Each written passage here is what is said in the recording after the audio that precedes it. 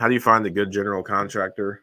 Toughest question ever. I think finding fantastic residents and finding fantastic contractors will forever be the two largest issues in investing in like the residential space. So contractors obviously have the ability to really mess up the numbers, make your otherwise good investment a bad investment, just like the residents that you put in them do. They can treat your property well, they can have pride of ownership, they can make it a fantastic home for them, their children, or they could destroy it, making your good investment a now bad investment, right? So I think this is the hardest part of real estate investing, is constantly finding good contractors, because honestly, being a good contractor in the investing real estate investor space also has an affordability factor, whereas any of these contractors can charge 2 to 3 times more for their work if they go onto the retail side.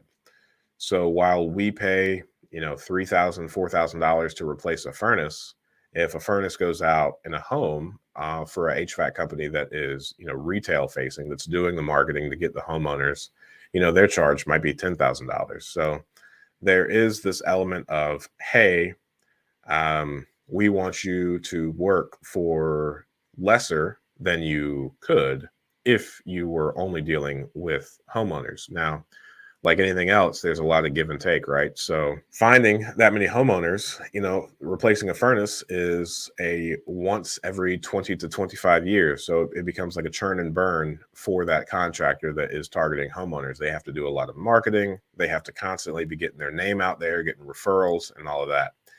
So one of the elements that we appeal to with the contractors that we work with there are two main reasons that I hear often from the contractors that we work with. First is that we always have more work to be done. So there's an element of peace of mind that comes with working with an investor of there's going to be multiple jobs, not just one.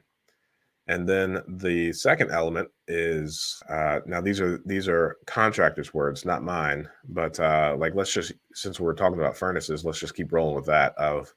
They're not going to come install a furnace into one of our properties, and then we call them and say, hey, ever since you installed this furnace, my garage door hasn't been working right. So there's a little bit less of a headache factor on the investor side, and a little bit more of a consistent funnel.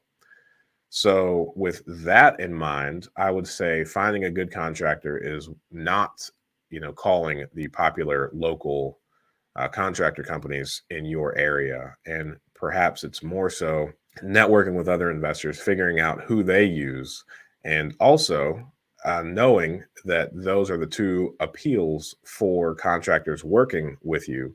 Creating a good relationship with somebody that's interested in doing work for investors looks like minimizing your personal headache factor, and also going out of your way to make sure that the contractors that you have the ability to keep them busy. So when I talk to investors that are just starting out, I kind of have forgotten the pain of, when I had 10 properties or less, getting contractors to show up, meet me at places, and, kind of keeping their interest were pretty difficult because, in some manners, I had the possibility of just being a once and done type customer as well. So now, right now, I think we have 8 contractor crews that we pretty well keep busy. And since we're trying to make sure that we always have additional work lined up for them, we have, like, when we get low on vacant properties that need rehab, we go out and find more properties that need rehab to keep these guys busy so that they can go straight from one job to another. And that's very appreciated by them. So I would say that you might be able to get lucky, form a fantastic relationship with multiple contractors when you are smaller. But the difficulty that comes along with finding good contractors is definitely minimized the larger your portfolio gets. Because the service that you ultimately provide that contractor is less of a headache, and they don't have to market as well. I hope that was helpful.